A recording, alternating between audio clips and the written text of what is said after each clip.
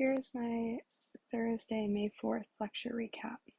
We started discussing the different hormones that are released into the bloodstream in the median eminence due to the fenestrated capillary beds.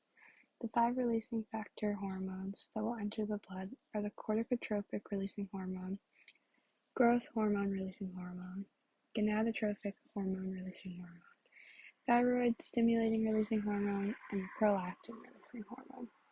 These hormones will then enter the anterior pituitary via the pituitary portal vein. The capillary beds here are also fenestrated, allowing these releasing factors to enter the extracellular space in the anterior pituitary. Here they will find their corresponding trophic cells.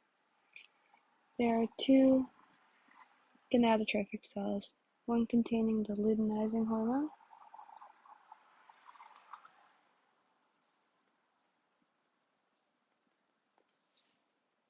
and the other containing the follicle stimulating hormone.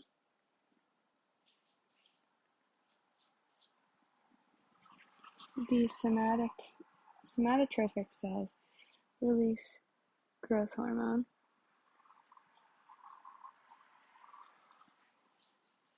The lactotrophs release lactotrophin.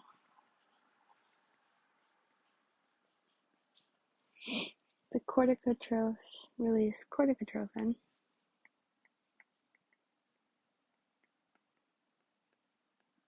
And the thyrotrophs release thyrotrophin.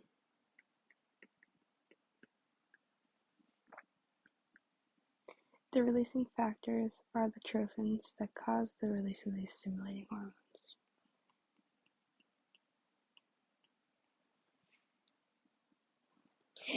Once these hormones have also entered in the extracellular fluid of the anterior pituitary, they are able to travel into the bloodstream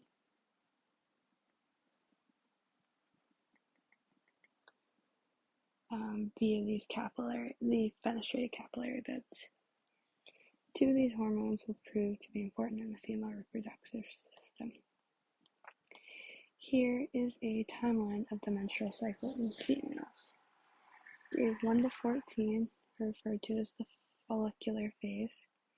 This is where the oocyte is prepared, and on day 7 the uterine environment begins to be prepared. Days 14 through 28 are referred to as the luteal phase, where the uterine environment is prepared and maintained, ending in menstruation. Here's the basic anatomy of the reproductive organs: the uterus, the fallopian tubes, and the ovaries. Inside the ovaries is where those stimulating hormones will play a role. In the ovary, these follicles go through a life cycle starting as primordial follicle cells, basically just oocytes for stem cells. They then move in to primary follicles, only about 7 or 8 of them at a time.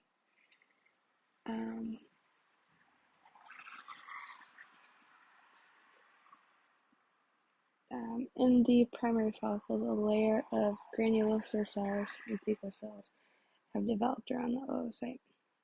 With the introduction of these stimulating hormones to active sites in the granulosa cells, there is a change from primary follicle to secondary follicle.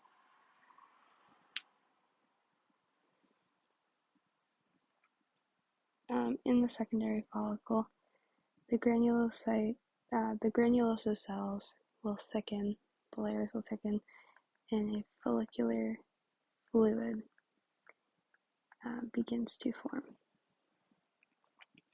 As these follicles grow larger, more estrogen is released. When transitioning into the antral follicle, the oocyte has changed from diploid to haploid, keeping an X chromosome, resulting in females always contributing the X chromosome to their children. And that is all for today.